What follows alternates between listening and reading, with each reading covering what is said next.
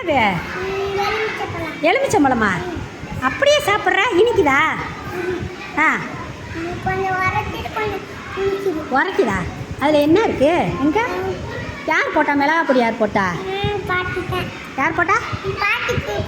பாட்டியா? கண்ணில் என்ன போட்டிருக்க? எதுக்கு? என்னம்மா? புரியல, சத்தமாக சொல்லு. என்னடா சொல்கிற? அதுக்கு எதுக்கு கண்ணாடி?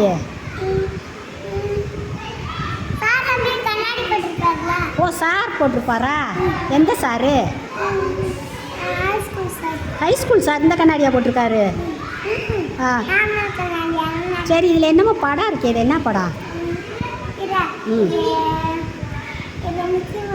சத்தமே கேட்கல. மிக்கி மவுஸா?